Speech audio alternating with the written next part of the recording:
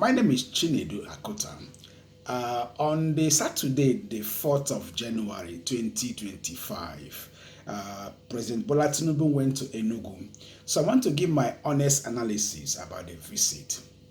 Now, I read a communique and then I watched a small clip where he was praising Governor Peter Mba of Enugu State and other things.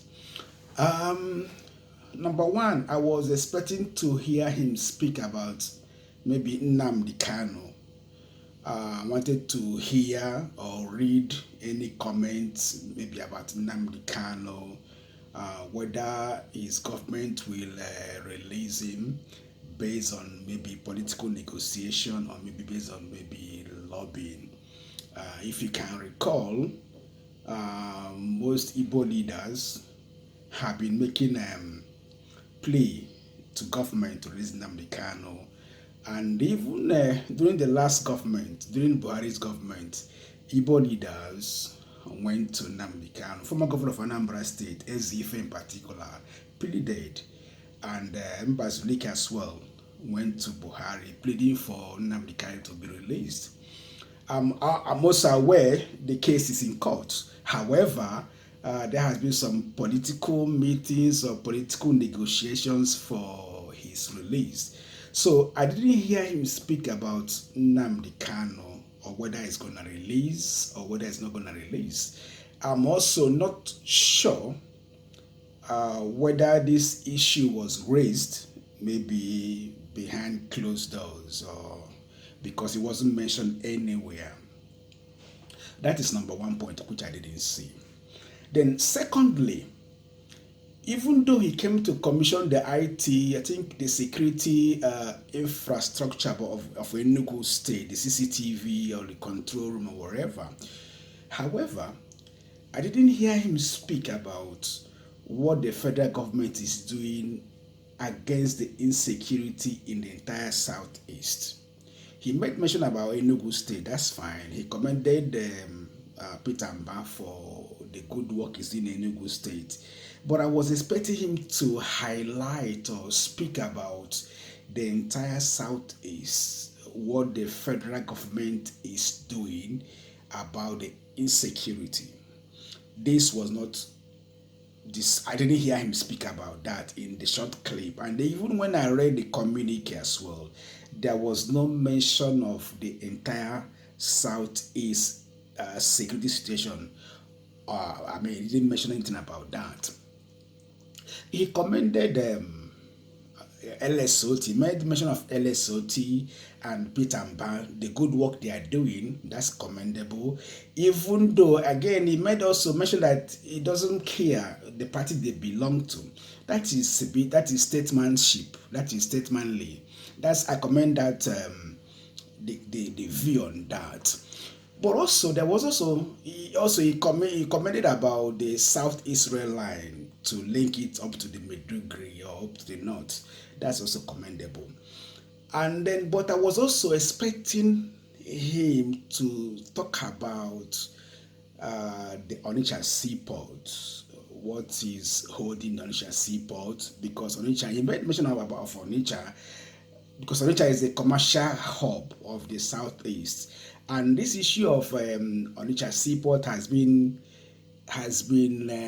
in existence since 1983. So I didn't hear him speak about that. Even though from the last news I read about Onitsha Seaport, it was concession to a company, which again I can't remember. But I was expecting the president to be comprehensive in his visit to the Southeast. He didn't mention about Onitsha Seaport.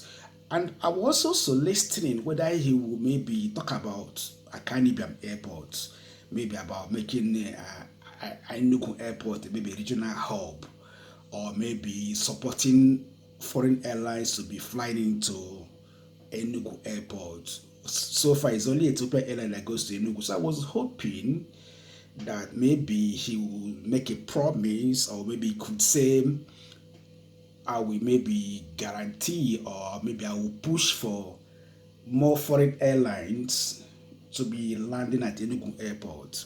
Or perhaps maybe say I could maybe influence some cargo flights to be landing at Enugu Airport or even at Anambra Airport, being that Onitsha is very close to Anambra. So it would make sense if maybe cargo flights, or if he approves cargo flight, or if he influences cargo flights to be landing at Onitsha Airport. But I didn't hear him speak about that.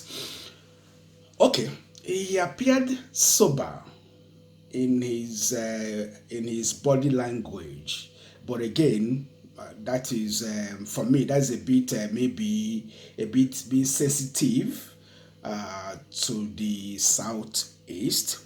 Then he also mentioned about justifying his removal of petroleum subsidy. For me, I don't think the government can justify that at the moment because people are suffering. People are suffering from the removal of the subsidy. Things are high. Cost of living is high in Nigeria. So, and even him, he bought a yacht, he bought a new jet. The lawmakers are still living large, whereas the poor masses are suffering. So there is no justification now for the removal of the petroleum subsidy because we cannot see where the money is going, except maybe the presidency bought a new jet that will be flying. Tinubu bought a yacht. We have also seen the lawmakers or other people maybe living lavishly, but as the poor masses are suffering. So I didn't. For me, it didn't go down well with me justifying the removal of subsidy in face of people suffering.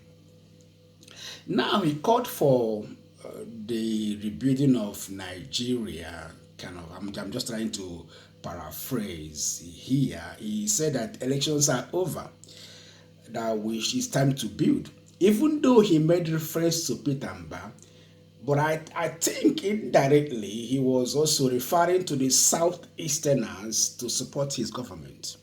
But again, that would be expected because it is assumed the Southeast is the hub of his opposition because of obedience. But again, that would be expected.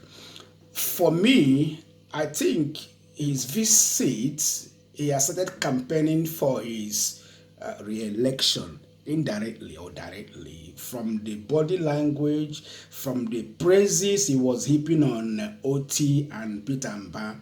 I think, and then from his comments, he's going to approve Southeast Rail Line and other things. So for me, I feel he has started campaigning for his re-election.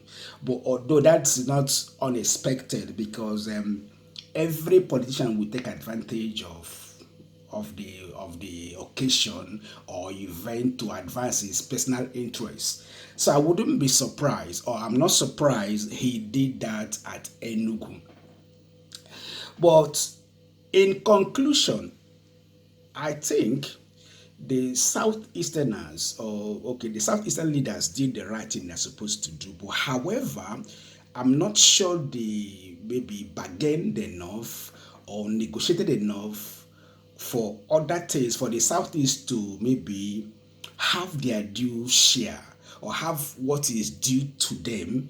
I don't know what transpired maybe behind the closed doors. I don't know what is happening at the moment, but from what I read, from reading it between the lines, this is my own personal analysis.